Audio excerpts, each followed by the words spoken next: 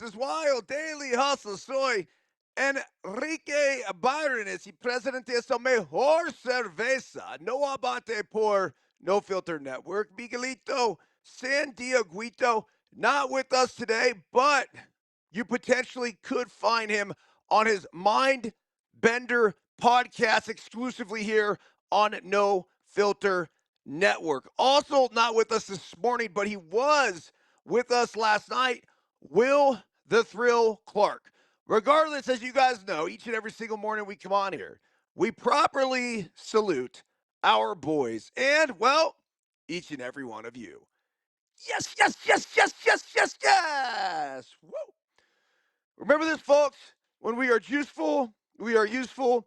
And when we are juiceless, we are fucking useless. A very pleasant good morning to you on this 8th day of October 2025. And we are, of course, brought to you by the Foot Reflexology Board. That's right. You want to decrease inflammation, alleviate pain, stand on the board.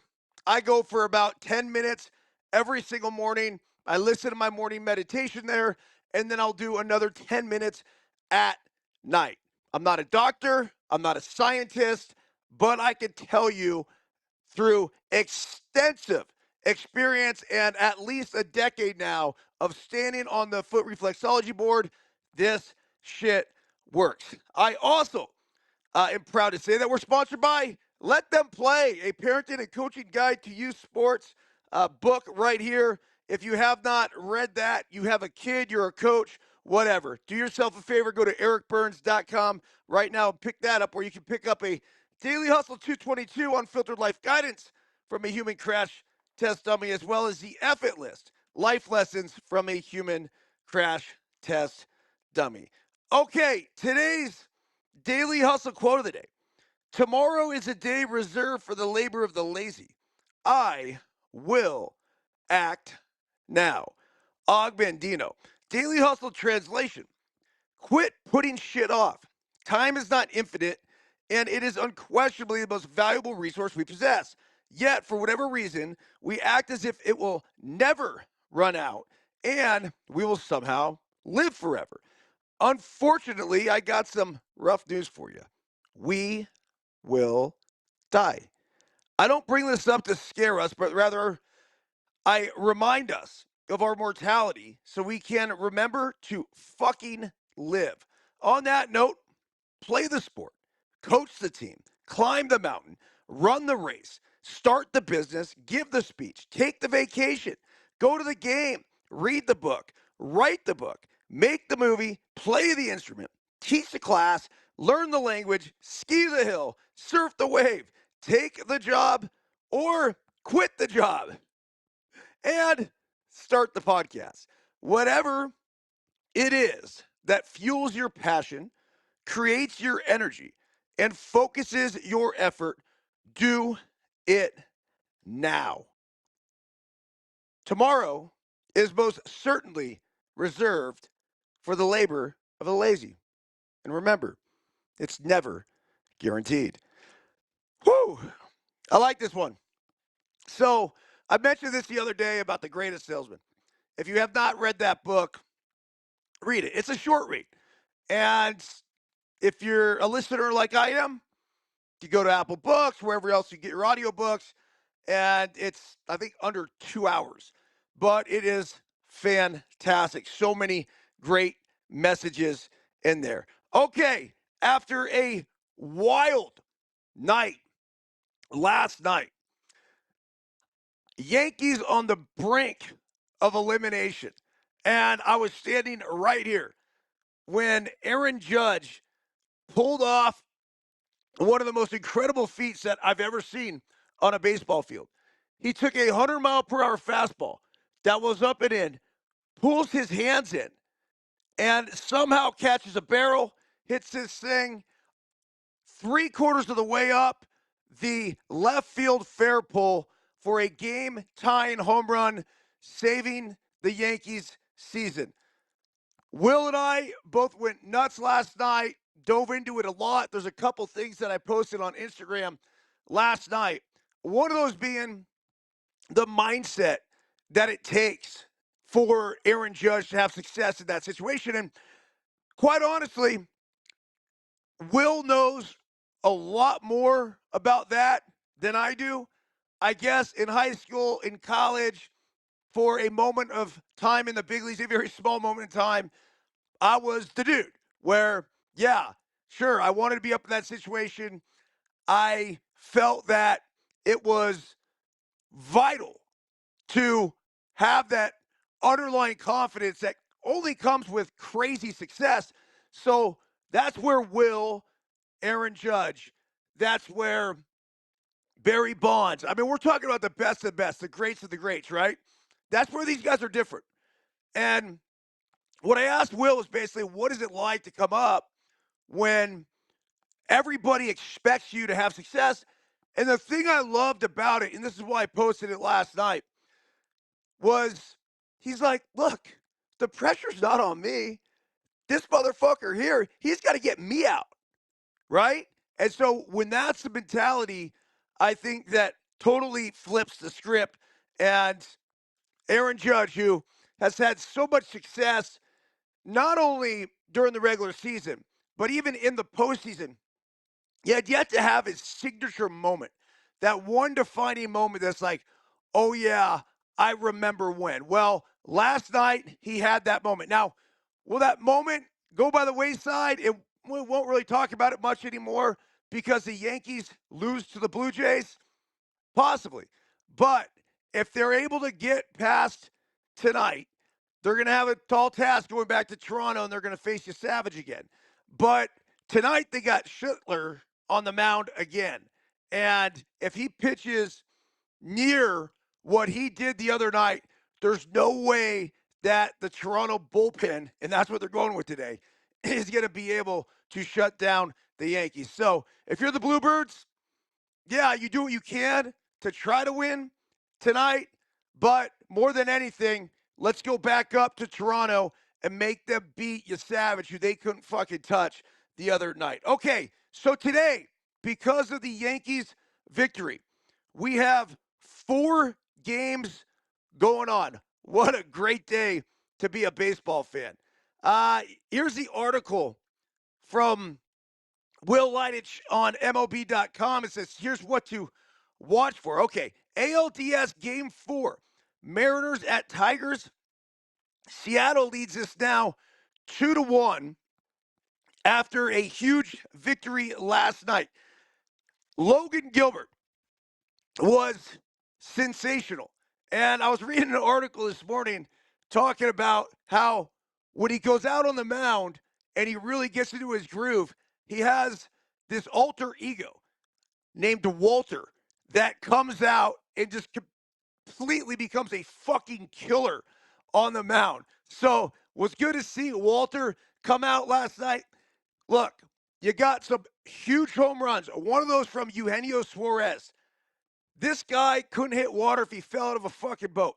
He stands up there just kind of how he does in this weird stance. And it's awkward, man. But it obviously has been incredibly successful for him. And it's tough to judge him at this point. But before that homer, I was scratching my head thinking, how much longer can the Mariners stick with him? Well, he goes 422. You get Crawford, who hit a homer. He hadn't been great. And then, of course, it was a big dumper.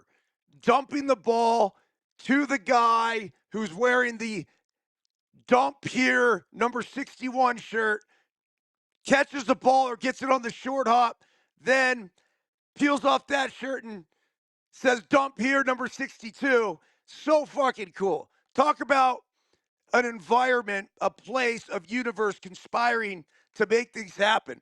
This guy was a fan from Seattle, lives in Las Vegas. He went to the final game, I believe, at Safeco in Seattle, and then decided, you know what, screw it. I'm going to go to Detroit.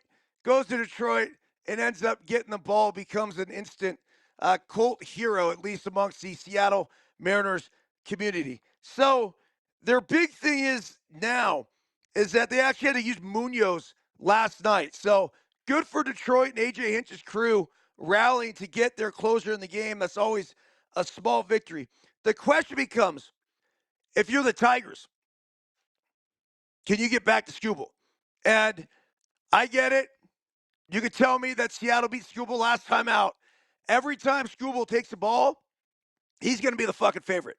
So if the Tigers are able to get by today and they go back to Seattle, they will be favored for game 5. So as bleak as it looks right now, if the Mariners don't take care of business today in Detroit, I'm not going to go so far as to say that they're fucked, but they're going to have a very difficult time winning game 5. So we shall see how that whole thing plays out. All right, NLDS game 3. Brewers at the Cubs. Milwaukee obviously up 2-0 in this series. All eyes remain on Jackson Chourio. He had a strained hamstring. He played despite it, went 3 for 3 in game 1 of the NLDS, came back, hit a 3-run homer in game 2.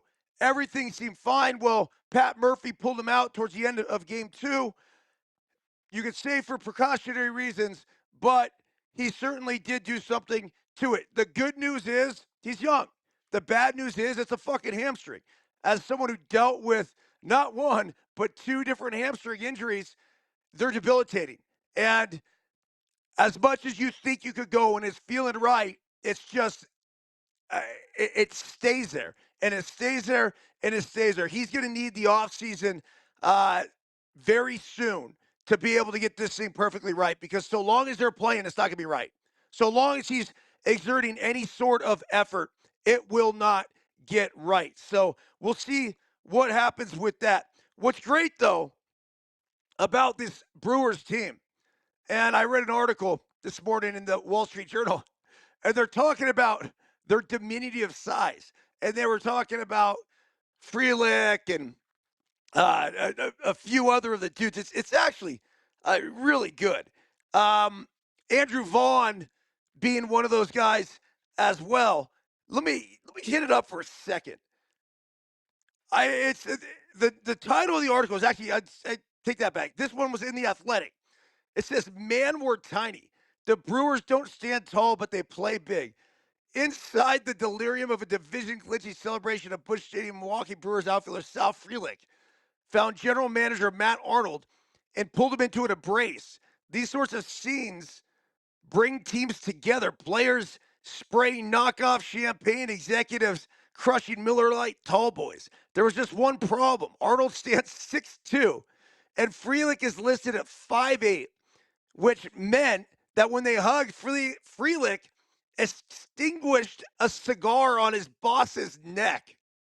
Oh, so good. Anyhow, they go into this thing, though, and basically it says the average big league hitter in 2025 registered 72.3 inches.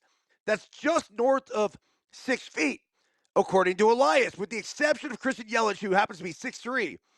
No Brewers regular exceeds that standard. Among the players, the lack of height does not go unnoticed, especially when watching Frelick, catcher William Contreras, who's 5'10", first baseman Andrew Vaughn, who's 5'10", shortstop Joey Ortiz, who's 5'10", outfielder Isaac Collins, who's 5'8", and third baseman Caleb Durbin, who is 5'7". This is incredible. This is a little engine that could. And you wonder why they keep going back and playing this underdog sort of role.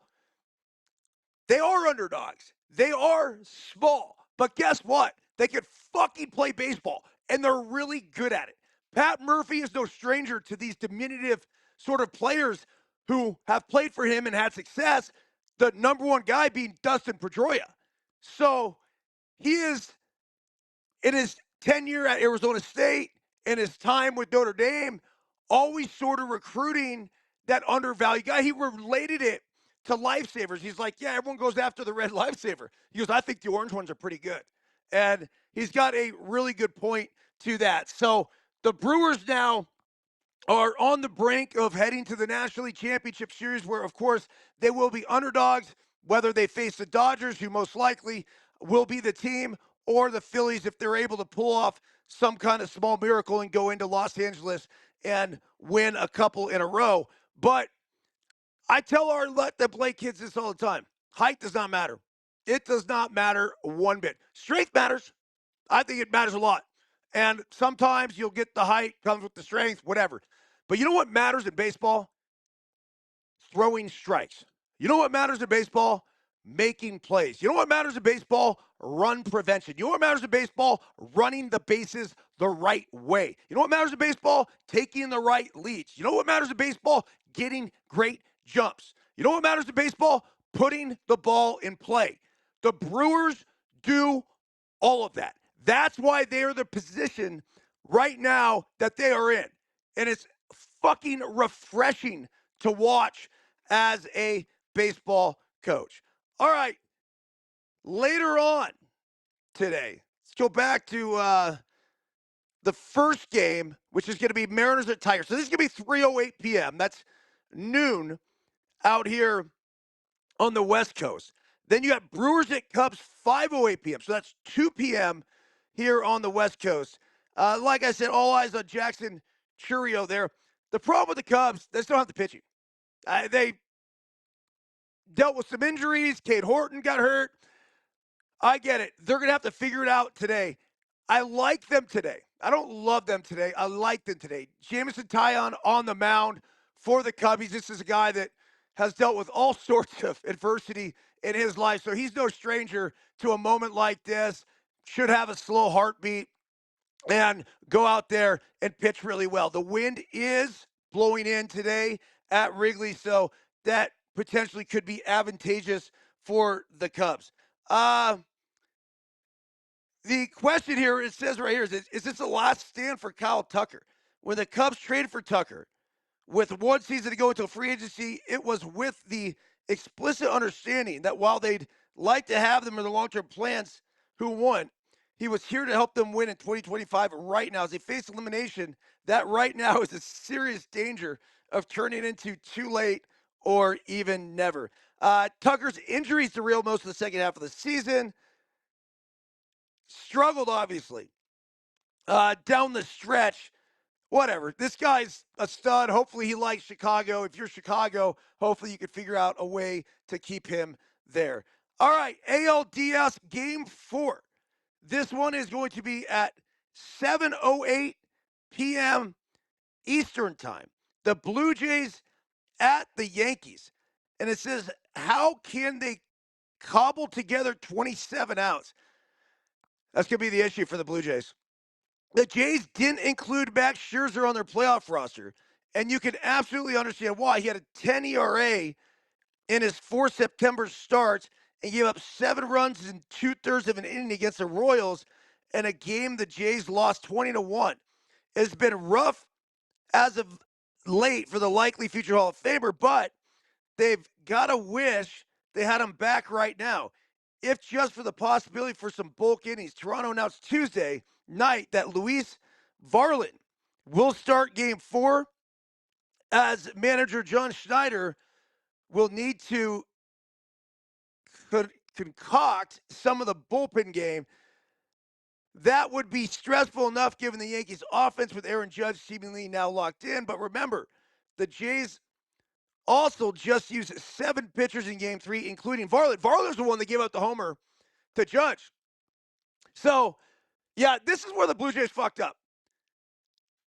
I don't care if Max Scherzer went out and gave up fucking 20 runs. This is Max Scherzer. This is a guy who has the know-how. This is a guy who has the experience. He's been there. He's done that. He would take the ball in the biggest of situations, and if nothing else, you know what kind of effort and what kind of mentality that you're going to get. Even if he didn't have success, just have the quick hook. That's it. But this is somebody who certainly could eat some bulk innings.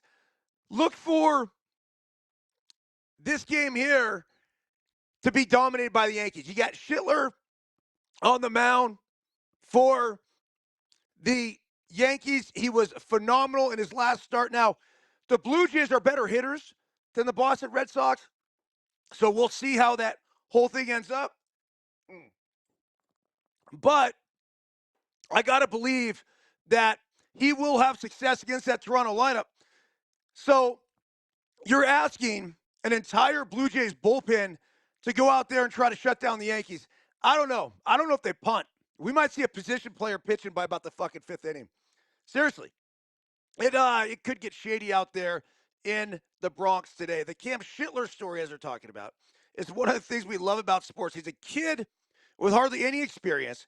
He's suddenly a star for the Yankees, who grew up a Red Sox fan, and he just beat the Red Sox, dominated them in a winner-go-home wild card series game. He has a massive arm. He has no idea he's supposed to be scared. And yes, he has a funny name that terrifies any live TV broadcaster who has to say it. I'll say it, Schittler. I know they try to, whatever, Schittler. It's his nickname. Whatever. He's a Schittler. And he's pitching the Schittler out of the ball. He's doing great. Schittler. Oh, you know what's funny? I watch these guys on TV. I do. I put pregame, postgame, during the game. And I sit here on No Filter Network, and I do the game with Will last night. There's no place I'd rather fucking be than right here, right now. This is it. I know it's weird. Money's probably better out there. I get it. I know. But from a broadcasting perspective and doing the Daily Hustle and doing Deuces Wild, I wouldn't rather be anywhere else. I mean, I'm at home. I went through a whole pickleball routine this morning, banging balls off the wall. I ran 5 miles. I'm going to go play pickleball after this. Come back here. Maybe I'll do a alternative broadcast later tonight. Maybe not. I just, yeah, get a little bottle of tequila right here. Not for the daytime. But if I do come on here a little later tonight, there's nothing else I'd rather do. It really isn't. So when I read hey, you got to be careful you say his name, you might get fined. Oh, fuck off. I'm really happy. That's the great thing about No Filter Network. Oh, anyway. All right. We'll be keeping tabs on that, though. And then tonight, Phillies at the Dodgers. LA is up 2-0. Philly, is this really going to be how it ends? The notion that the veteran Phillies, do you remember they were World Series favorites? I question why. I like them. They were good. Seems like they had the pitching, they had the offense. Here's the problem with these big offenses is that you throw some arms at them in the postseason, they go silent. So it then comes down to pitching and defense, run prevention. And so far, they have not been able to do it. The notion that the veteran Phillies are perpetually on their last leg, that this group is running out of time to win that exclusive title, is always a little bit overstated. Kyle Schwarber, JT Realmuto, and Ranger Suarez are set to become free agents after the season, but most of the key pieces of the roster are under control through 2026, if not longer. Bryce Harper, as one example, is signed through 2031, and Trey Turner is signed for 2 more years after that. They're probably going to be good again next year, and they'll be just as invested as winning a World Series. It says, but it's undeniable that there's a fine line between a veteran team and an old team. And the Phillies are skirting that line more and more every year. This was actually the ideal year for the Phillies to make a run. They pulled away from the NL East and locked down a first-round bye and NLDS home field. Yeah, I get that. But the Dodgers having to play a wild card, I think that's huge. When you could be the wild card team that figures out a way to get out of it, there's a lot of momentum that could flow your way, especially in this 2 out of 3, and so long as there's some rest days. The only thing you really get scared about is losing the pitching. But if you don't lose the pitching and you have the dudes and you have the depth and you have the off days, then I'd much rather be the team that played. Sitting around for 4, 5, 6, 7 days makes it really tough on these guys. I don't care how many inter-squad games you want to try to do. Dodgers, is this the team they've been building for all year? You might not remember this, but during spring training, the primary conversation topic about the Dodgers was whether they would break the single season wins record. I was one of them. I was all over it. 115, 120 wins. Seriously, I thought they were capable of doing it. And here's the deal. If they played every game like the postseason, they would have fucking done it. But guys got hurt. Guys weren't available. You weren't able to use all these starters out of the bullpen. Hiroki Sasaki was not at the back end of the pen. So remember this. Blake Snell was hurt for a long time. You didn't have Ohtani available for a lot of the season on the mound. Yamamoto wasn't always perfect. So with those guys healthy, holy shit, this is a very scary team. It says here, remember the Dodgers last year had all sorts of injury issues, even with Ohtani in the postseason. They look mostly healthy now with a starting rotation that has figured itself out and a lineup that has its all-stars back. This looks like a team that could win 117 games. It does. That's exactly what they look like. And I've said this before. To be the champs, you got to beat the champs. I say it every fucking day. So I apologize for all of you that follow the Daily Hustle. But it's the truth.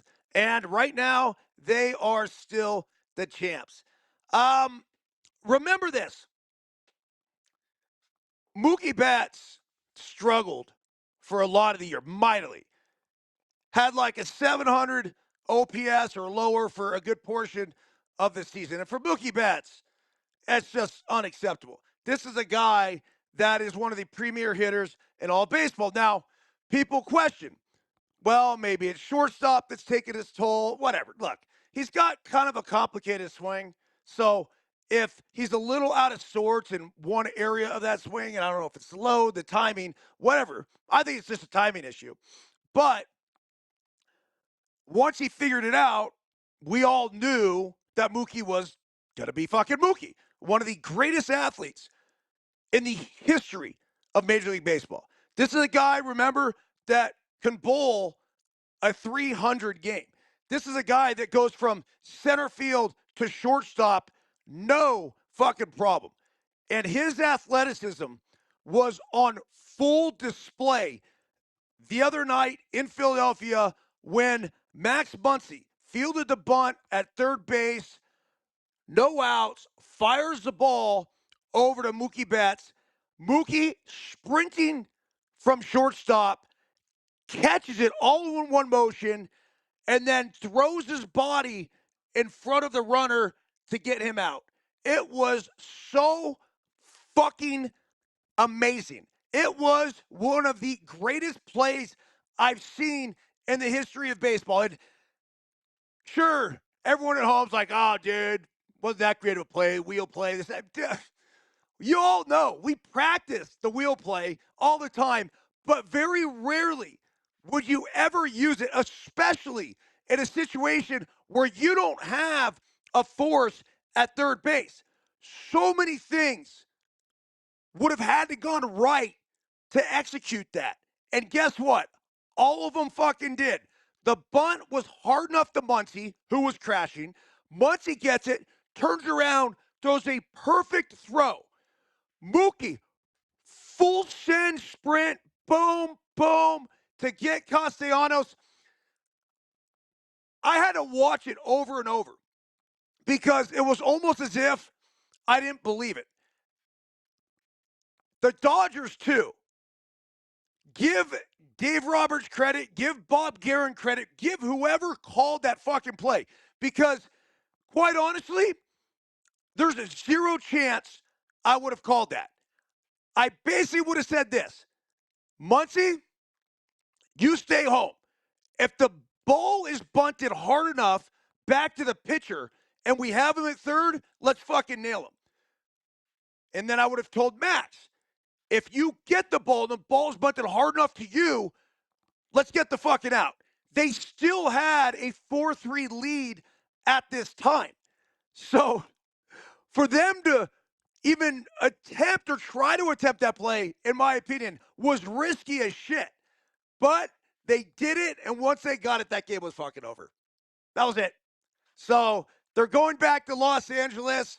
up 2-0, and it's going to be tough for Philly to find a way back into this. Lastly, I know I talked about them a little bit earlier, but this Brewers team is basically a bunch of misfits. It's a bunch of guys that are small in stature, but have a huge fucking heart. And it is such a joy to be able to watch them play. And I can't help but think of Bob Uecker and how proud he would be of this group. Obviously, the longtime broadcaster of the Milwaukee Brewers, one of the greatest personalities in the history of Major League Baseball. But the fact that they're doing this and not doing it with superstars. And there's one guy in particular that hit a huge fucking home run for the Brewers the other night, and that's Andrew Vaughn. Basically, they got him from the White Sox for nothing. The White Sox are just like, here, take him. Enough's enough. Andrew Vaughn was one of the greatest college hitters that I've ever seen. I did a handful of his games for the Pac-12 network from when he was a freshman to when he was a junior, and he became one of the top picks of the draft.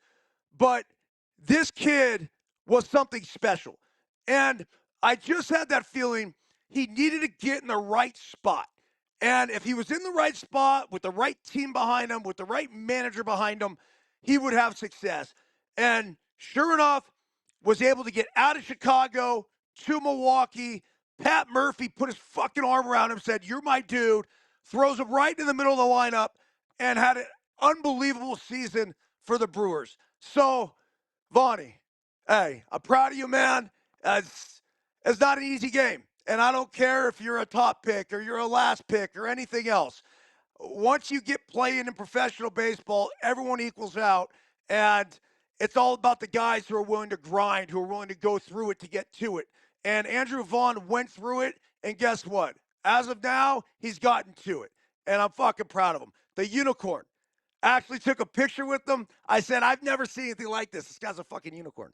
And, well, sure enough, the unicorn is back. So, buena suerte to my dude, Andrew Vaughn, and the Brewers the rest of the way. They're going to have a tough task today in Chicago with the wind blowing in. So, we'll see how that shakes out. All right, everyone have a fantastic day. A lot of love. I'm going to play pickleball. See ya!